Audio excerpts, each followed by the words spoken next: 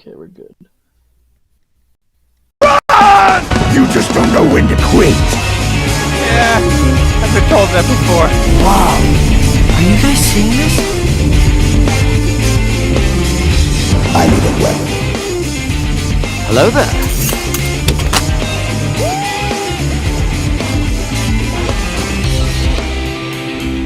He with you? I thought yours was new.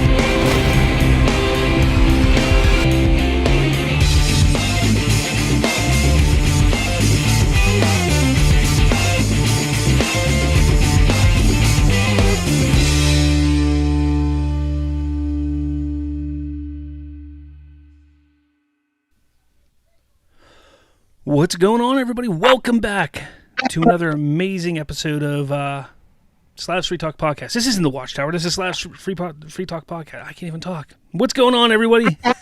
Glad to have you here.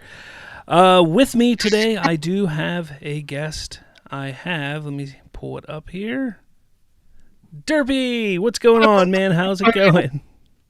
What's going on, Slav? How are we? I am good. I'm glad that you could make it here. And yeah, we got some things. We got some things to talk about for sure.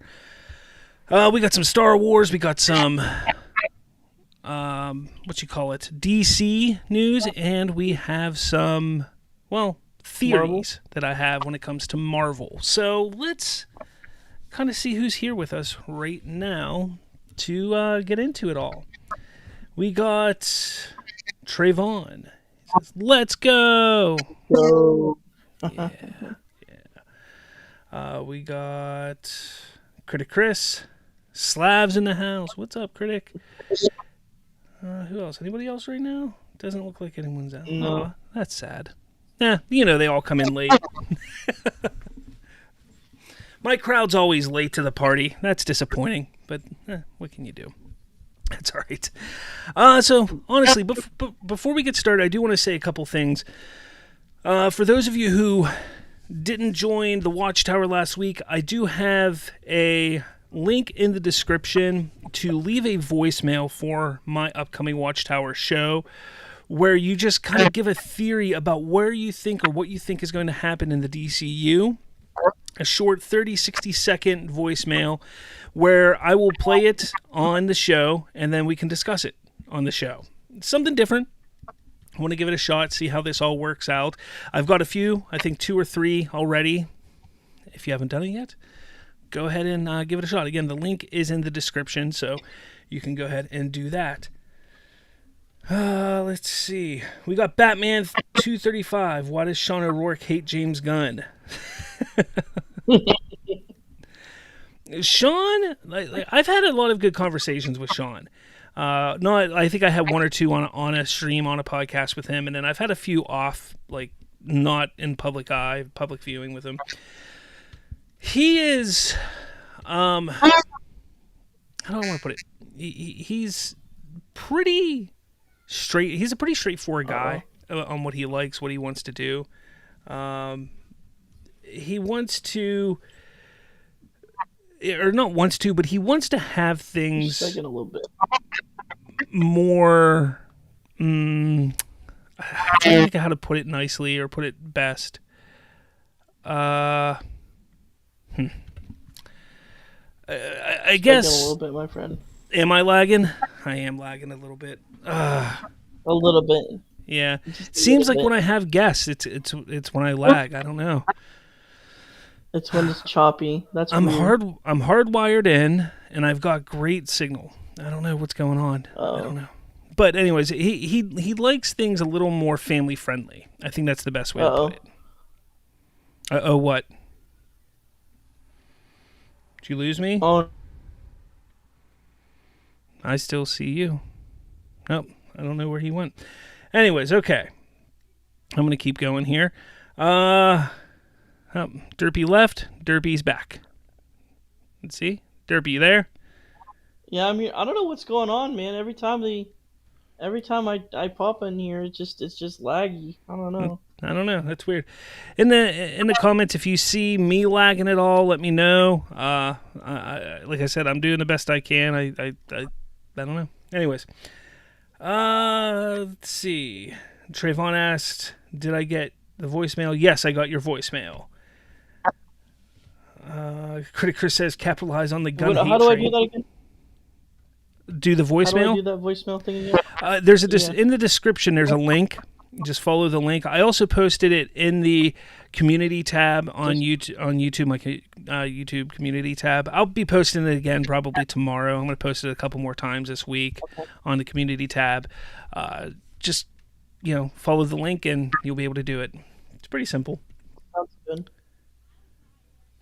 Batman 235 says, "What do you mean Superman was family friendly?" Well, take a look at Peacemaker. Not very family friendly. He also doesn't like the style that James Gunn writes.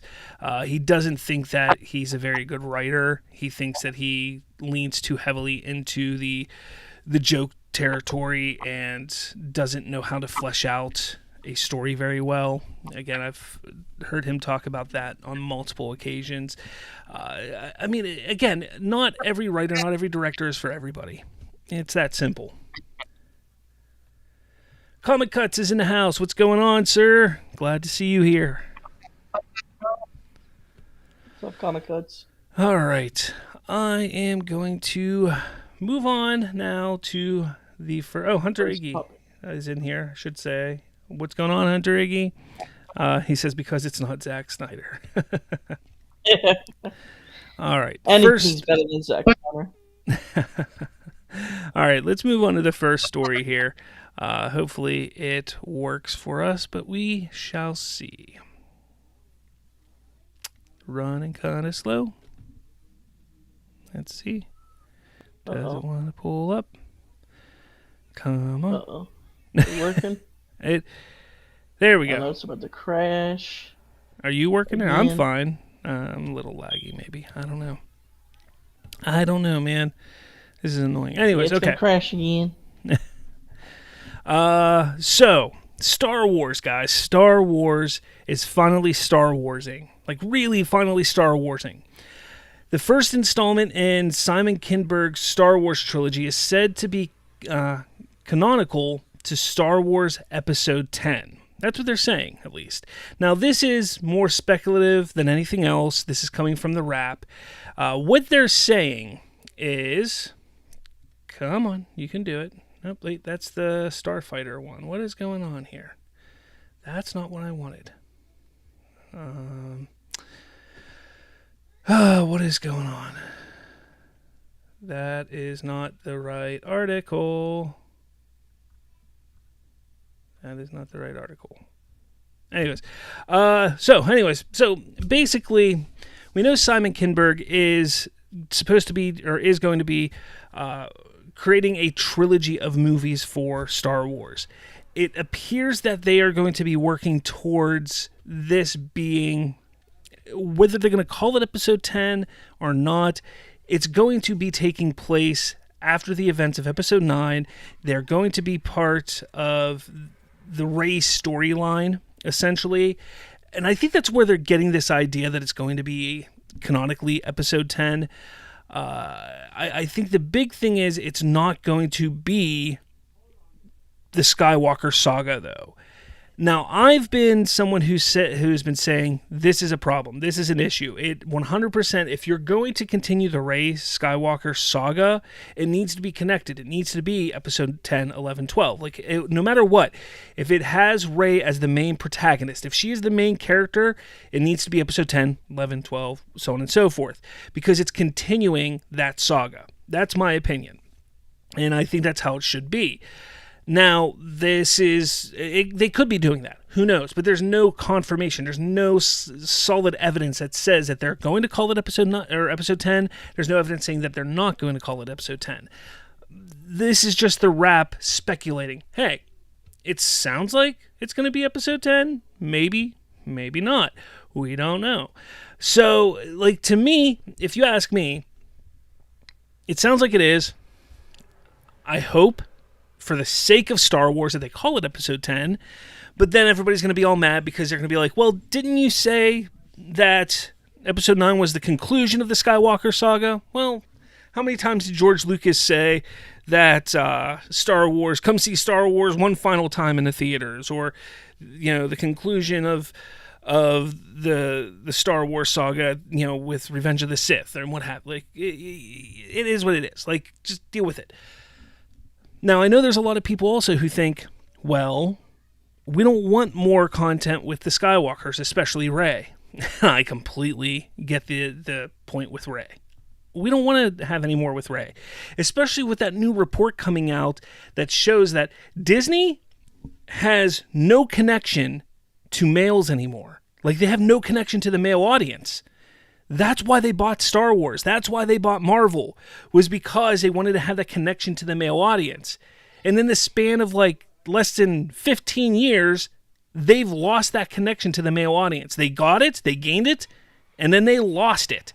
So when you sit here and think about it, it's kind of like, well, maybe doing a Rey movie isn't such a good idea.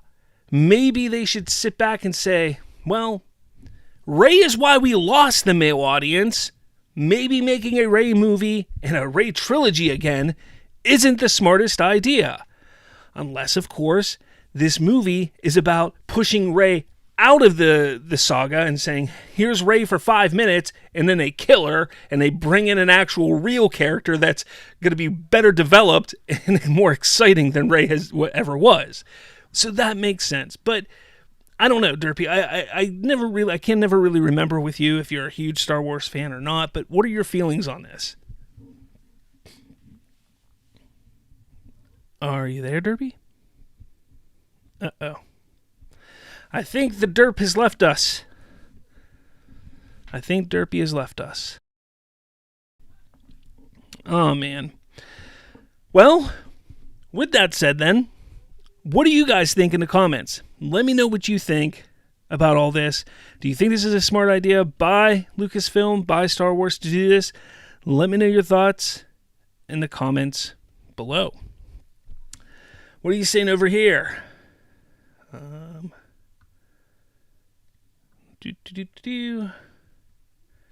got Jalen in the house. He says, hello.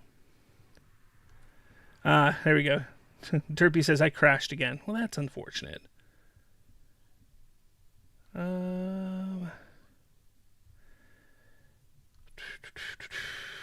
Where are we? Wow, you guys are not talking about my story here at all. You guys are still talking about Sean O'Rourke in the comments. All right, well, if that's the case, I will just move on to the next story. All right, let's see here. All right. So, next story, still in the Star Wars realm, mind you.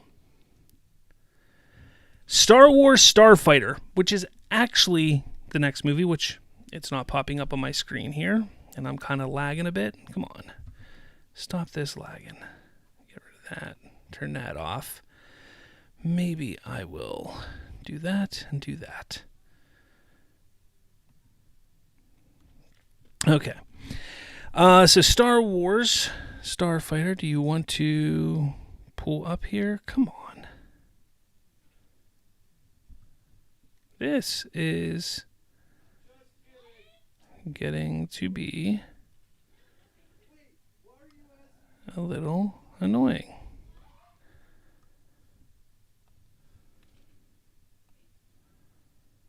Why are you not pulling up for me? Huh. All right, well, Star Wars Starfighter cast has grown. Film races ahead while Rey movie stalls. So that's the thing. We have not only the Simon Kinberg Rey trilogy that's supposed to be coming, but there was another Rey movie by Sharmeen Obaid-Chinoy that was supposed to be coming as well. Now, I wish I could get this to pop up here. Let's see if it wants to pop up. I don't understand. Nothing wants to work for me.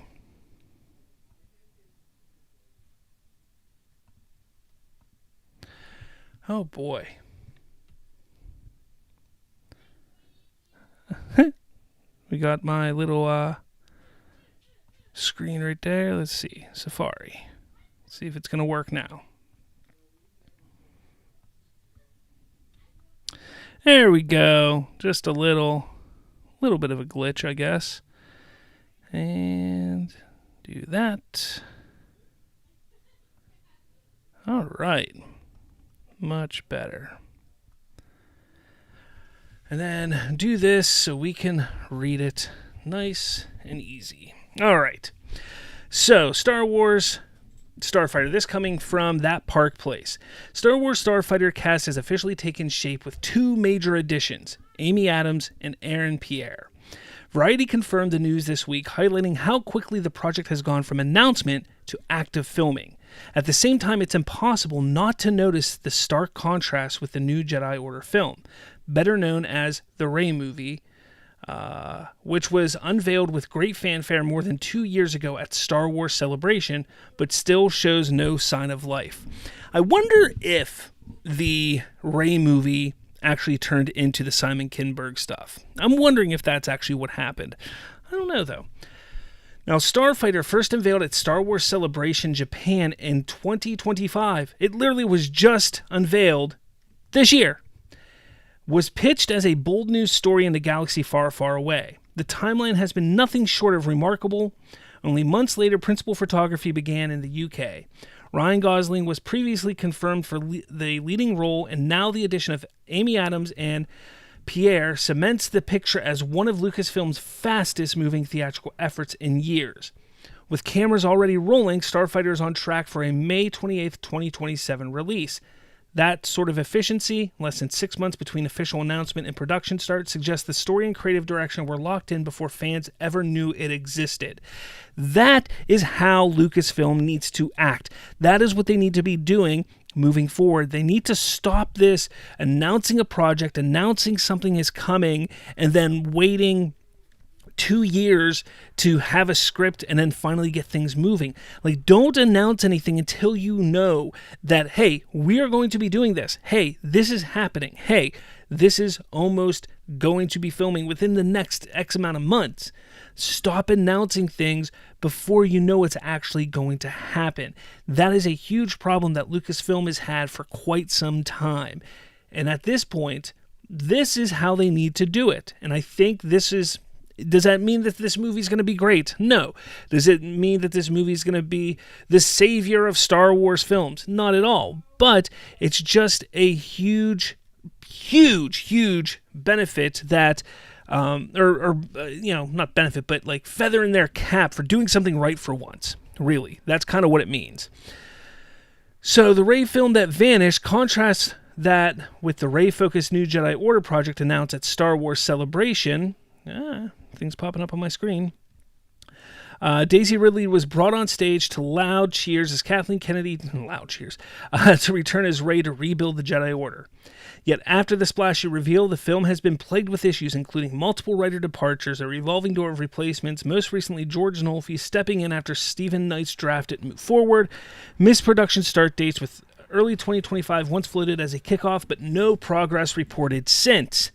But summer 2025, insiders have described the Rey project as paused. With no cameras rolling and no updates at Star Wars Celebration this year, for fans, it's become the symbol of Lucasfilm's development purgatory. Loud on promises, quiet on delivery. Exactly. With the contrast reveals, the juxtaposition couldn't be sharper. On one hand, the Star Wars Starfighter cast is expanding and the film is already shooting. On the other, the Rey project has lost momentum, forcing more than 2 years of script rewrites and public silence. It raises serious questions about Lucasfilm's strategy. Why was New Jedi Order given the Celebration spotlight in 2023 if there wasn't a solid script or direction in place? Exactly! And why is a brand new project like Starfighter proving easier to shepherd into existence than a film built on an existing character? Because that character sucked! That's why!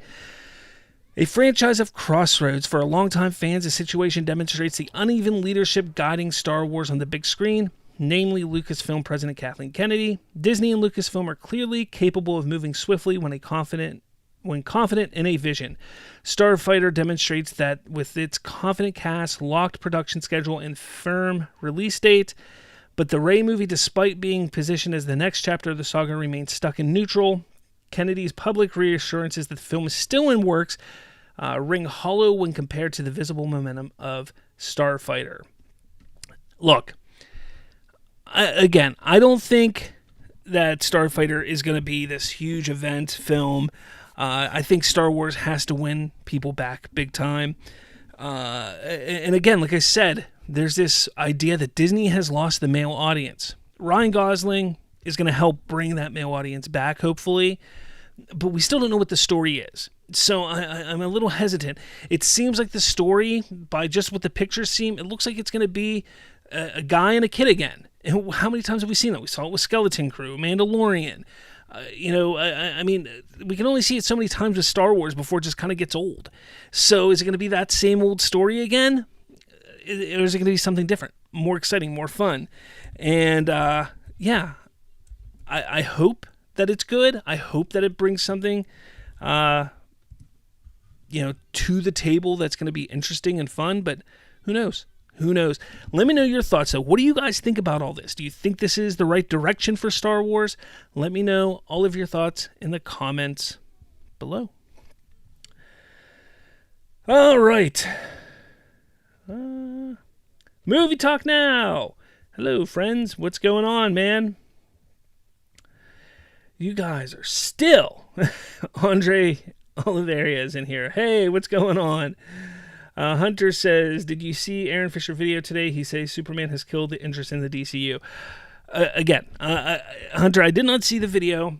I try to remind everybody, I don't go and watch Aaron's videos. I don't watch any of these people's videos. Like, I don't, because I don't care. I don't really care what they say.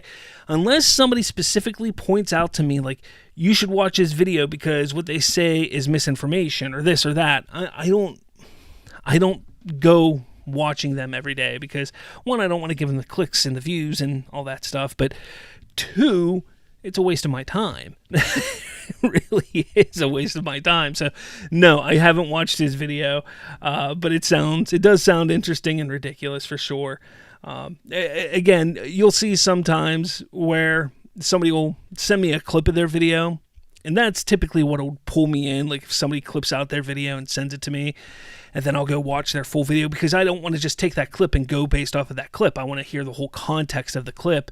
So I'll go watch the video then, and then I'll comment on the video.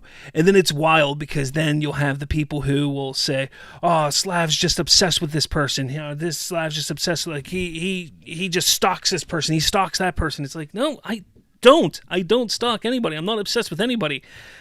I don't pay attention to any of them unless people send me stuff.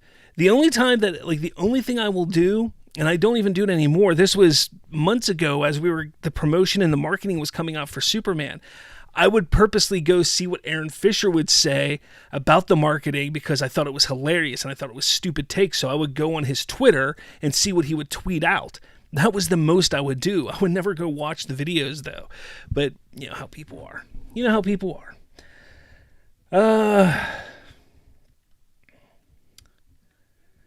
Hey, Movie Talk Now. Movie Talk Now asks, how many times have you guys seen Superman so far? Well, I saw it... How many times did I see it in theaters? I saw it twice in theaters. I've seen it 2.5 times at home. I haven't watched it a full third time at home. So 4.5 times then? Wait. 4.5 times total?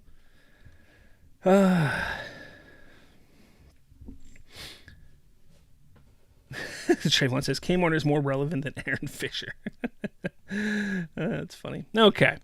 Moving to the next topic, which is DC, guys. We're moving into DC now. I know you guys aren't big Star Wars fans. I like talking Star Wars. I despite all the crap that it's been through, I'm still a big Star Wars fan. But let's move in to DC. Maybe. Come on. There it is. Look at it, guys.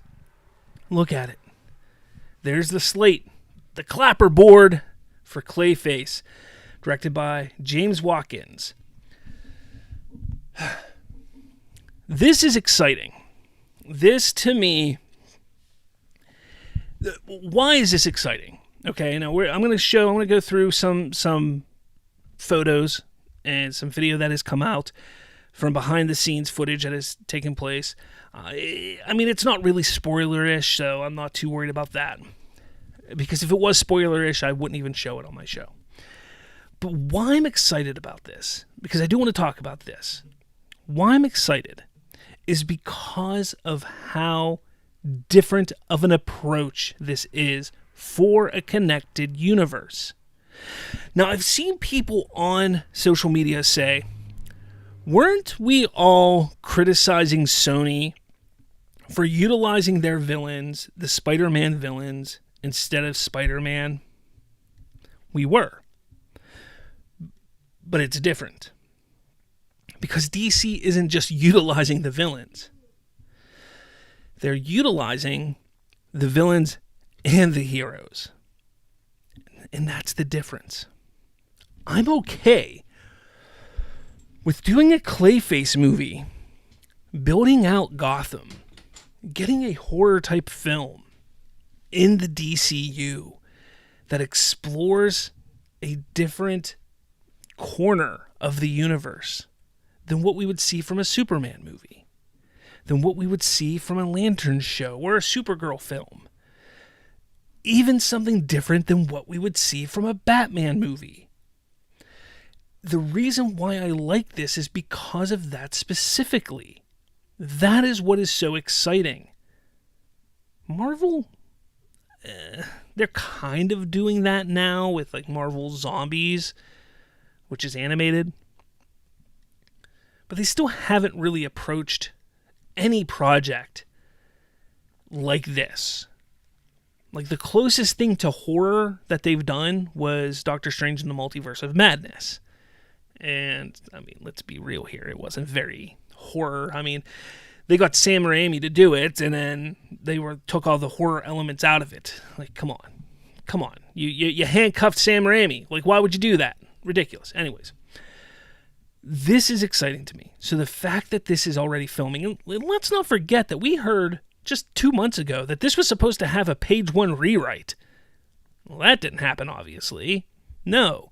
This movie, moving. It's moving. Fast-paced. It's coming, guys. It's coming. But then you have all the people who are like, oh, look, all the similarities between this and Matt Reeves' Batman. Oh, guys, there's gonna be similarities. It's Gotham City, okay? Like, you have a Gotham over here, you have a Gotham over here. Like, Gotham City, you're not gonna have too many discrepancies in a Gotham City, okay? Like, I'm sure James Gunn wants to have a certain look for his Gotham City, and it's probably gonna line up similar to Matt Reeves' Gotham City. It's not gonna be exact, but it's gonna have some similarities. It is.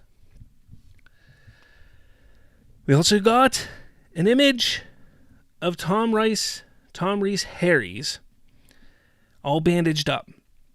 Now, I believe this is pre-Clayface, obviously, but this is post him looking all good and, sexy or whatever you want to call him, So there's that. We got some of the Gotham police vehicles. We got a police car there, a police motorcycle here with the Gotham police shield.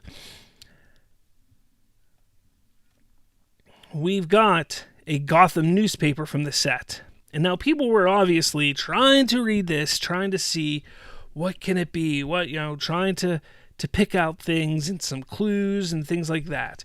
Obviously, there's a big clue up in the one corner here. Knight secures Meteor star player. Obviously, we saw the Meteor Stadium in Superman. So there's that.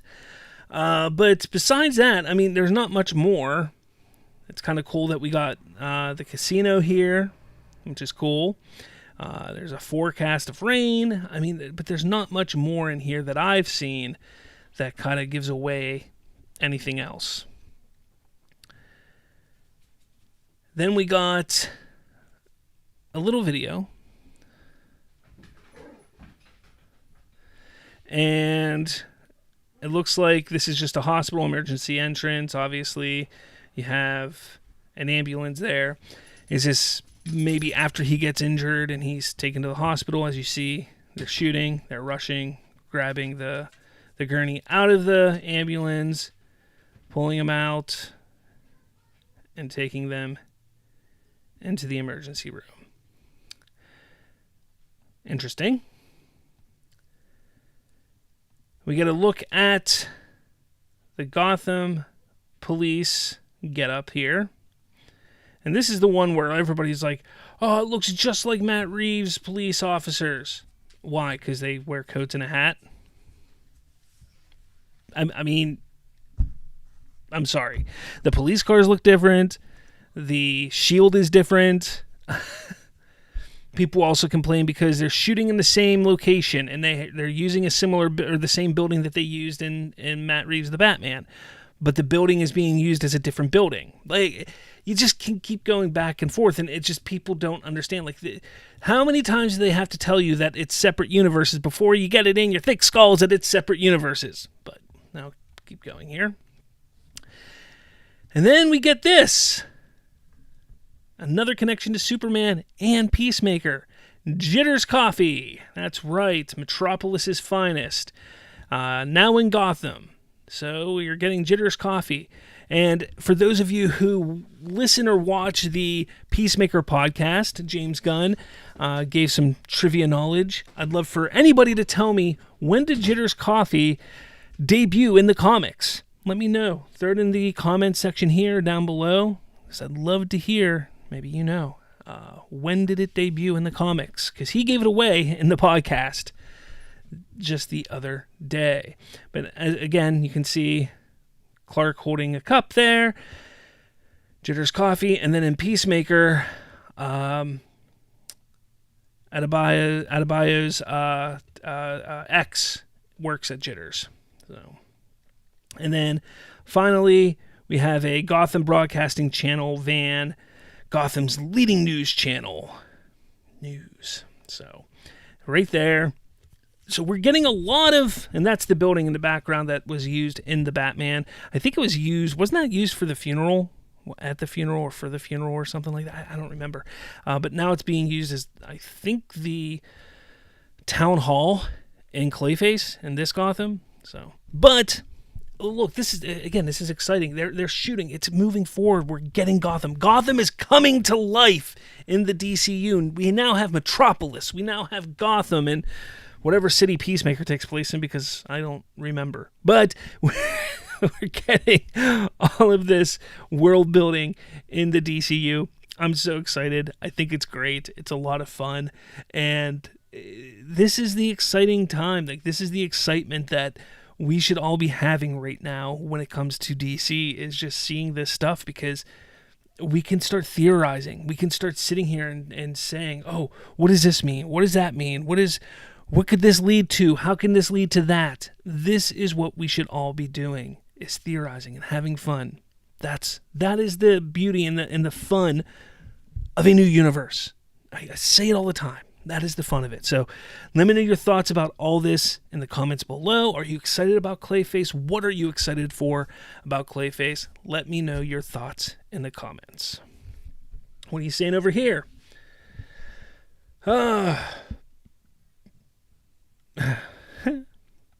Movie Talk says, I like when you talk Star Wars. You're very knowledgeable on the source material and respect the series. Well, thank you.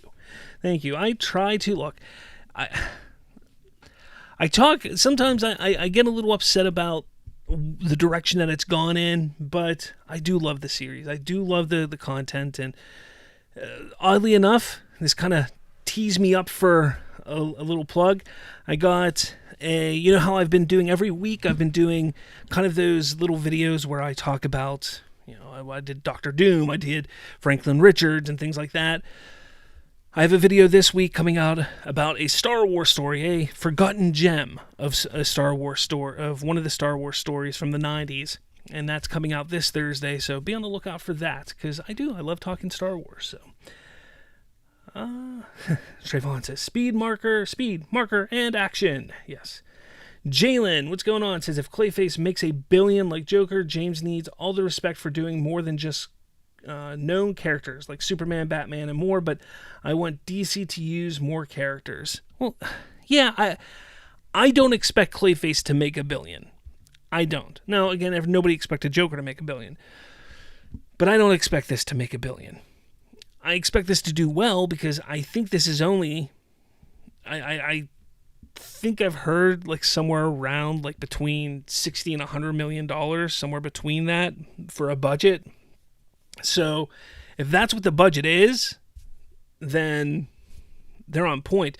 And the nice thing is, all of these vehicles that they're utilizing for Clayface can then be reused for Batman, which will then help save money for that production. So keep that in mind. That's pretty cool too. But yeah, I think it's going to make decent money. I think it'll do fine. Trayvon says, still can't believe Clayface will be released on the 25th anniversary of 9/11, a fitting release date if there ever was. Yeah.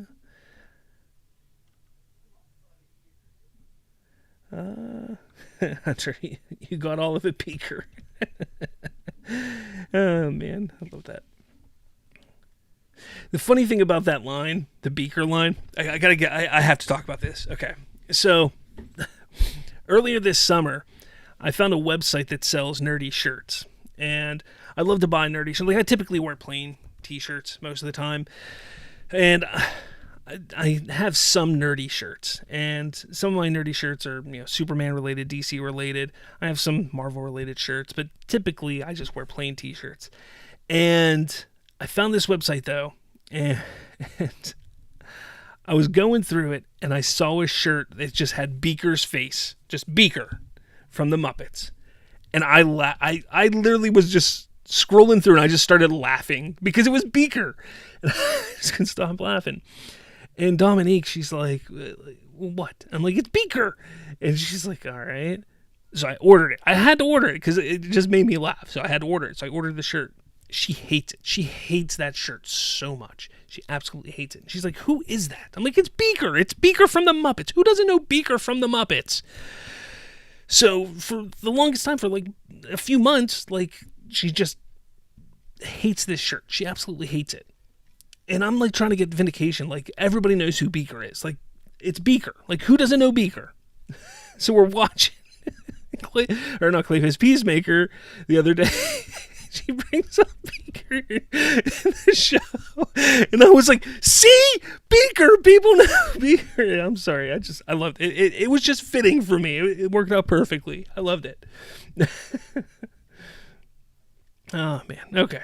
Anyways. Trayvon says, it blows my mind how many fans try to will the Batman into being a part of the DCU. It's crazy. Jalen says, oh yeah, the rewrite. I wonder who said that. Maybe a rat. Oh wait, I mean Jeff bitch. Sorry, I mean rat. There we go. Oh man.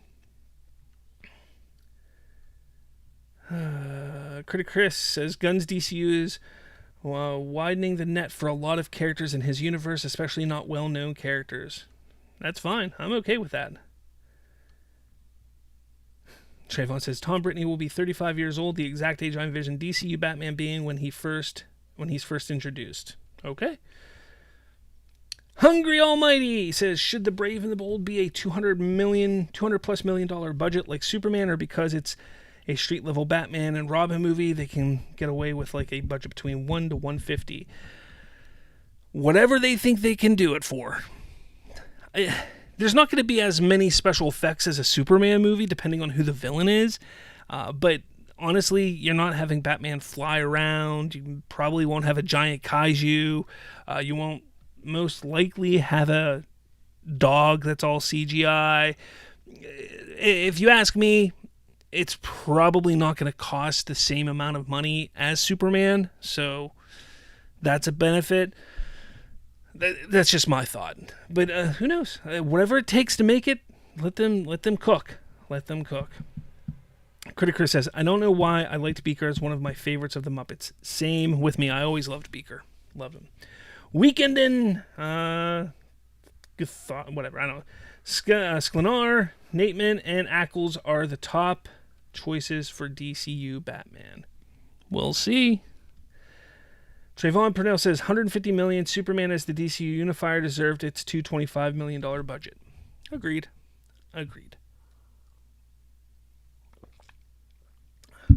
All right. Let's see here. Okay. Done with the DC talk right now. Move on to... maybe? My theory on Avengers, Doomsday, and Secret Wars. Okay, guys. This is an interesting one. This is a little fun. I wanted to have a little fun, a little something different, just a little bit different than I normally do on Monday nights. We got Doomsday and Secret Wars coming out. Doomsday is about, 14, 15 months away? 15 months away? Something like that. 16 months? I don't know. And then Secret Wars is way more than that. But, I want to discuss some theories I have. And they could be way off. But it's fun to do. And probably way better than what they come up with. But that's okay. The big reason why I'm doing this is because over the last 6 months, I've reread both Secret Wars. I'm actually in the middle of rereading the 2015 Secret Wars. But I reread both, reread both Secret Wars, and just, I was sitting there thinking, like, how could they do this? Like, how could they do it? Trying to understand what they were doing with the MCU, trying to understand how to bring Doom in, how to do Secret Wars, how to do all this. Like, I'm trying to, like, figure out, like, what could they do? And I started kind of mulling over the idea of, like, hey, maybe, I'm just jotting stuff down. I even talked to Comics Cuts the other day, about a week or two ago about it. I was like, hey, this is a great idea. I think this is what's going to happen. He goes, damn, that's good. That sounds really possible. I was like, yeah, but it's the MCU. He's like, yeah, but it's still pretty good sounding. I was like, yeah, well, maybe I'll talk about it. So that's what I decided to do. So I wanted to talk about it here. So I'm not going to read this verbatim, but I'm going to kind of give you the cliff notes of what this is. If you want to read my whole thing, it'll be up on Slavs Free Talk tomorrow, up on the website. So you head over to slavsfreetalk.com, and that's where you will find my theory on Avengers, Doomsday, and Secret Wars. But I look at it as Doomsday isn't a tyrant, specifically in the beginning of the movie.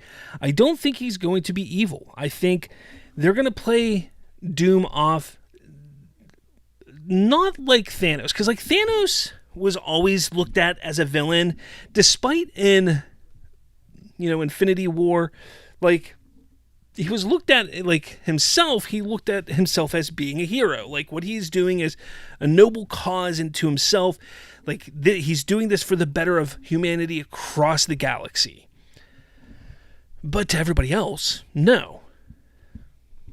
In Doomsday, I think that at first, everything that Doom is doing is going to make sense to us, the viewer, to Doom, to even people like Reed Richards, to the Fantastic Four, everybody. Like everybody's going to be on board. Like Doom, yes, this makes 100% sense. Like, yes, what you are doing, like your mission to save all of reality makes sense. And I think that's what his mission is going to be about saving reality. And I think it's going to start off where it's going to be right after, spoilers for those of you who have not seen Fantastic Four, I apologize, but it's going to be right after the mid-credits scene of Fantastic Four, where we see that he came in to the home, the Baxter building of Fantastic Four, and he was kneeling down in front of Franklin. And the crazy thing is, if you remember, Franklin wasn't afraid of him. And even Sue, when she saw him, wasn't afraid of him. I think they all know each other. I think they know each other, and I think in a way they're friendly. But I think the reason why he was kneeling down there is because he was in some sort of battle, or his powers, he's just recently gotten his power. I don't know. Or he's just discovered that Franklin has these powers, and it's to heal him. And I know this is a theory that a lot of other people have had, but he goes to Franklin to heal his face. And he gets his face healed, and that's when it's revealed that he looks like Robert Downey Jr. Now, again, I think that essentially he reaches out and he's there to talk to Richards. He's there to talk to the Fantastic Four and says, look, the multiverse, the all of reality is dying. But I have a way of preventing it from happening. And the way to prevent it from happening is that we have to stop these incursions that have happened over a span of time. So from this time to this time to this time, we have to stop these incursions. Even things that have happened in Endgame, things that have happened in the Fox universe, maybe even in the Sony universe, things that have happened in Deadpool and Wolverine, things like all of these little events that have happened that have created incursions, things that happened in Loki. All of these incursions that have happened, he needs to go, and he believes that if he stops these incursions, if he goes and stops this stuff, that it will save all of reality. But he can't do it alone. So he reaches out to Reed Richards for help. And, they all come together, and they don't understand what Doom means by stopping these incursions. What Doom means is he's going to do whatever he has to do. If that means kill people or kill heroes or kill whatever, that's what he'll do. Whereas Reed and all of them just think, hey, maybe if we talk some sense into these people and stop the incursion from happening, then we'll be safe. Again, you see there's this understanding that this needs to be done, that this is the noble thing to save all of reality, but that's not what happens. As they go off, the consequences are at first, Reed is unaware of what the consequences are at first, but once he realizes what's going on, that Doom is doing whatever it takes, Reed kind of turns on Doom. And this is when Doom's kind of evilness starts to come out of him, because he sees in some reality he starts killing people, to stop these incursions. Now, you see these heroes rising up to fight against Doom. And Doom, he's on the brink of defeat, and he backs off, and he's trying to find a way to push back. And he needs power. He needs the power that he can get. And along the way, the power reveals itself in the form of the Beyonder, an unfathomable being observing Doom's crusade from afar. The Beyonder offers him a challenge, an all-out trial of heroes and villains across creation on a world stitched together from fragments of broken universes, called Battle World. To the Beyonder, it's a test. To Doom, it's an opportunity. Because while the others fight for survival, Doom secretly plots to steal the Beyonder's power for himself. So, basically, this battle on Battle World begins. Reed works with the heroes on this Battle World, trying to explain to them what's going on, while Doom is trying to find a way to take the Beyonder's power. Basically, essentially, the first Secret Wars from the 80s right there. And it's truncated. It's not a very long part of the story. It's kind of like the third act of the movie, but that's kind of what happens. Eventually, when Reed finally uncovers a solution, it's too late. Dr. Doom gets the power of the Beyonder, and in doing so, Doom is able to use this power to reimagine reality, and that's where the movie ends, leading it to Secret Wars, where we jump 5 years later. 5 years later, Doom's gamble has paid off, but in the worst possible way. He now rules as God Doom. Again, very reminiscent of the 2015 Secret Wars now. Franklin is now aged up to about 9 or 10 years old. Sue Storm is now his wife, and he does this specifically to have power over Franklin. He knows how powerful Franklin is, but the only way to convince and have that control of Franklin is to make Franklin believe that Franklin is his son, and the only way to do that is to have Sue as his wife and be, still Franklin's mother. But because of that, he has confined or hidden away Reed somewhere gone. Not really sure. That can all be figured out later down the line. But it's not a dictatorship, it's a God King scenario. Doom has remade the world, the universe in his image, all in the name of saving what remained. But then hope and chaos arrive. A mysterious ship lands carrying a regal, redefined King Thanos and his order. Doom's forces move to contain him but are easily destroyed. Instead of conquering, Thanos allows himself to be captured, curious to see the man who dares call himself God. At the same time, Reed, who was lost in his ship, finally resurfaces carrying a small group of heroes. They encounter Loki, who recounts how Doom sees control. Together, they begin plotting to dismantle Doom's empire. When Doom confronts Thanos, he first imagines a partnership, but Thanos, true to form, only covets power. Their duel is swift and brutal. Doom kills him, solidifying his role. The final act escalates into an all-out war. Reed and his surviving heroes challenge Doom, only to realize the multiverse is permanently gone. One universe can remain: Doom's or nothing. The heartbreaking climax comes when Reed realizes Franklin is the only one capable of undoing Doom's godhood. In the ultimate sacrifice, Reed must use his son against the man who has twisted him, forcing Franklin to unmake Doom and rewrite reality itself. The multiverse will never return, erasing the many who they have met along the way, which means only one new universe can rise from the ashes, but who will remain and what new faces will be introduced. So that would be my theory. That is my theory specifically on Avengers, Doomsday, and Secret Wars. It's a mixture of both the 80s and the 2015 Secret Wars, sprinkled in with some bits and pieces of what happened in the MCU thus far, and just a little bit of fun and creating a new timeline for the MCU moving forward.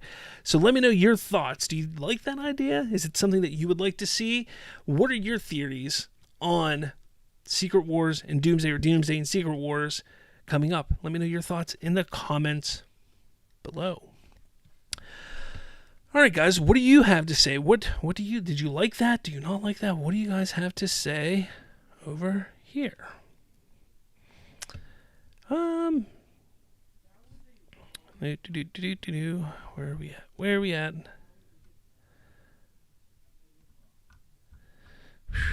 There we go. All right, Hungry Almighty says, I'm calling it. My prediction is that Secret Wars will end open-ended, meaning we're in a new reset universe, but we don't know who got recast. Interesting. I don't hate that. Versus who's staying. I'm sorry, it didn't give me the whole thing. Maybe I should. There we go. That's interesting. Let's see. Critic Chris, I agree. I'm thinking Secret Wars will be the end, then reset the MCU.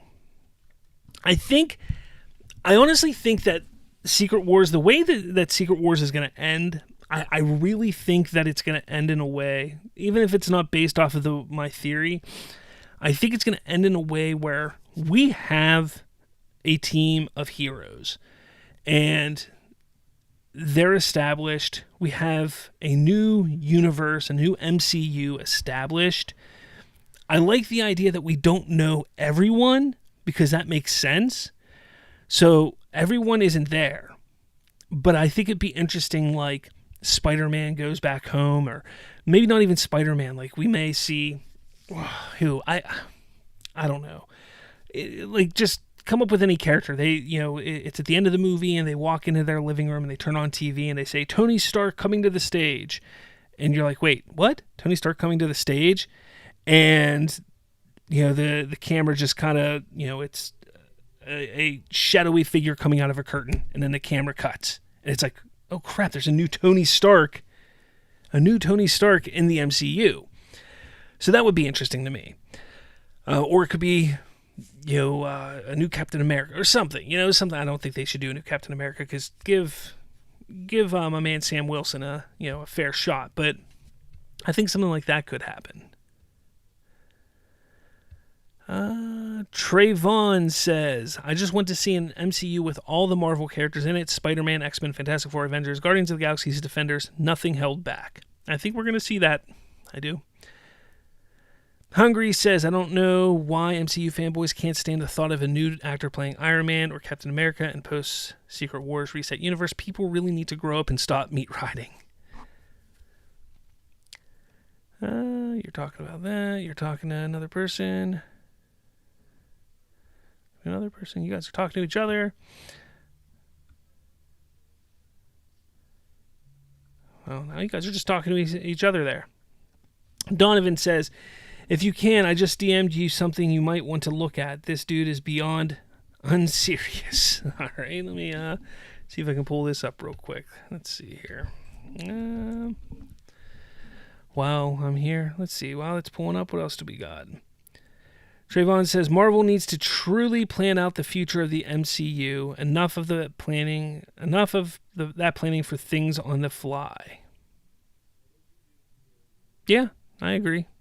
What do you got? Oh, I saw this earlier. I'm not going to talk about it right now. I'm not talking about that right now. It's ridiculous, I know, but I get it.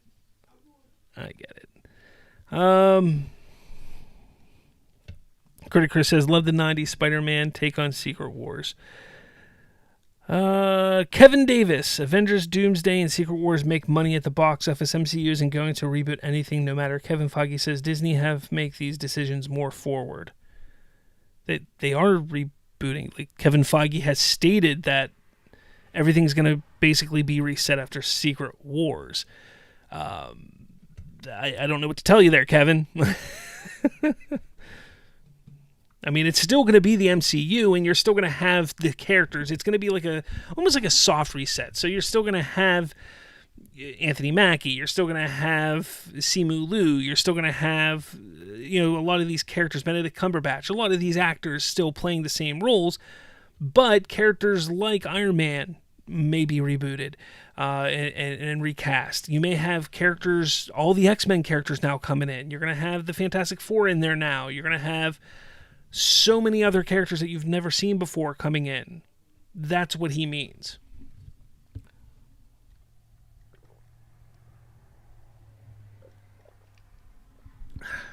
Kevin says, audience will reject new actor play these roles. Iron Man, Captain America. Good writing wouldn't change anything at all. I disagree. If you do it right, if you tell a good story and introduce these characters through a well-written story explaining why there's new characters or new actors in these roles, it'll work. It is idiotic, completely idiotic, to not have an Iron Man in a Marvel Cinematic Universe ever again. It's dumb. Because you can always go back and watch the RDJ stuff. And that journey that you went on with him to Endgame is great. And then you go on this ridiculous journey between Endgame and then Secret Wars. And then you get to a new one. And then you're like, oh, wow, we get a new Iron Man? Let's see what this guy does. That could be fun. That could be exciting. People are so stuck on, this idea, look what Hugh Jackman did. I've been saying they need to recast Wolverine for 15 years. Because, look, Hugh Jackman has done great, but his time has come and passed. Honestly, I wrote an article on /freetalk.com that says, don't even cast a Wolverine for a while. Leave Wolverine go for a little bit. We're Wolverined out. We're Wolverined out. Go with somebody else for, leave him be. But my point is, recasting isn't going to hurt anything. It's not. And it doesn't mean, if you recast Iron Man, you're not going to make him the main protagonist in the MCU like RDJ was. He'll be more of a side character. And then he could build up. If the fans really like him, boom, he gets built up and he's a huge character in the MCU again. If not, then he just relegates and stays a side character. That's all you do. But to leave him out, to leave that character, that specific character out of a Marvel property because you're afraid of what people are going to say, that's ridiculous. Like, think if they just, in the comics, just once a character died in the comics, are like, well, we can never use that character again. Nope. Can never use him again.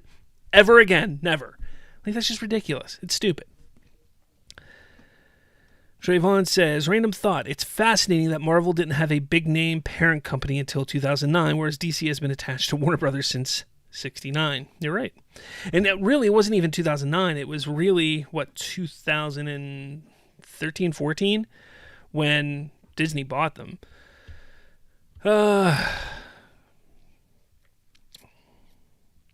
Weekend says, what do you think? Is Gunn figured... What did it say? What do you think? Is Gunn figured who will be the big bad for DCU Chapter 1, or will he focus mostly on individual stories in each project for approximate next 5 years? I think he knows. I do. I think he knows. He even teased that Peacemaker Season 2 is going to kind of allude to where the overall story is going. And I think it has something to do with multiversal stuff, which is crazy to think that they're doing that, but I kind of have an idea like that's what they're doing with it. Get back to me in a couple weeks. We may have a much deeper discussion on that. Who knows? We'll see in a few weeks what goes on with Peacemaker, but I think he does have an idea. I think he knows the direction that they're going with the big bad right now. So we'll see. We'll definitely see.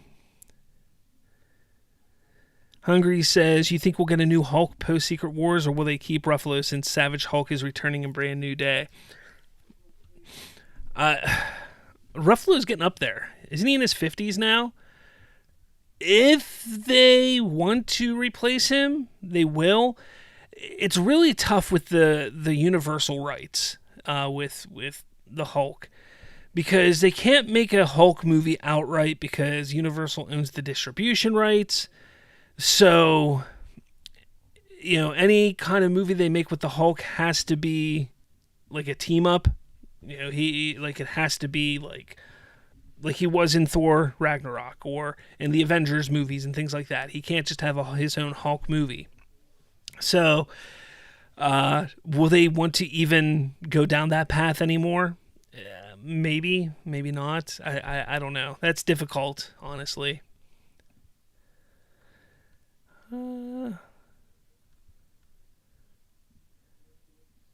Hungry Almighty says, I never wanted Hugh Jackman back. I've been ready for a new Wolverine actor yet for years now.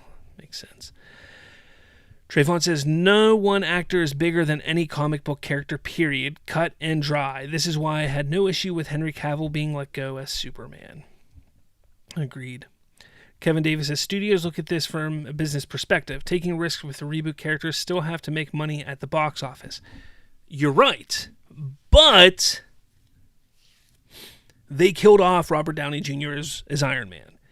Robert Downey Jr. coming back as Dr. Doom is a complete money grab in their eyes. I don't think Robert Downey Jr. is ever going to come back as Tony Stark long term. Like, I think he's going to pop up in one of these two movies as Tony Stark to face off against Doom. I think it's going to be one of those like meta things that they do. But he's never going to show up as Tony Stark for long term again. I don't see that happening. However, like I said, you bring in a Tony Stark, a new Tony Stark, not as like in an Iron Man movie, but you create another Avengers movie, or you bring up whatever it is, and it's an Iron Man that's kind of off to the side. He's a supporting character, and you build him up that way, and you see how the audience takes to him. If the audience likes him, then you make more Iron Man movies with that Iron Man. If the audience doesn't like him, then you find a way to write him off or just keep him as a side character. That's how you do things like that from a business perspective. But I think it's going to work out perfectly fine. Because if you do the writing well, if you explain in the writing process well, now I know this is Marvel, so I know when it comes to writing, it's hit or miss. It is hit or miss. But if you do it well, hey, it could be a banger, and we could get somebody great as Iron Man. It could be better than RDJ even. It could be. You never know. You never know. Critic Chris says, agree, Slav. Leave Wolverine out for a while and don't make him as a leader figure. Agreed. On both fronts. Hungry says, exactly. Make Wolverine and the X-Men the main thing in a new reset, but the Avengers, Cap, Iron Man, Thor, Hulk, T'Challa be what Guardians was in phase 1 through 3, but slightly bigger.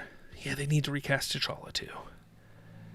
Trayvon says, Disney did buy Marvel in 2009. They just didn't distribute the MCU movies until the Avengers in 2012. Is that what it was? Okay. Maybe I'm just misremembering how things... I thought they bought Star Wars first, then Marvel. Maybe I just am backwards on that. Let's see. Trayvon says, Marvel had a distribution deal in place with Paramount when Disney bought them out. Then that deal was set to expire. Disney took over distribution of the MCU, starting with Avengers and Iron Man 3. Gotcha. Maybe that's what I'm thinking. Gotcha. I don't know.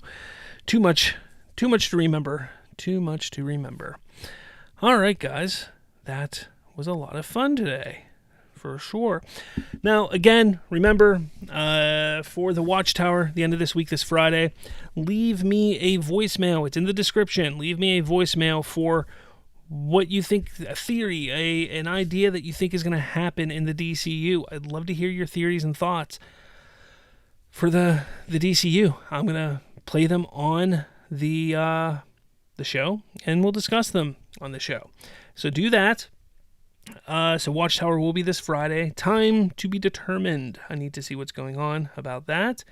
We got some more things over here. What do we got? Trayvon says, from what I've read up and heard, Disney has had full movie rights, film, and distribution to the Hulk since 2023. Oh. I didn't think they had distribution rights back. That's interesting. Weekend in. I don't know what the other word. People still complaining about the reboot of DCU.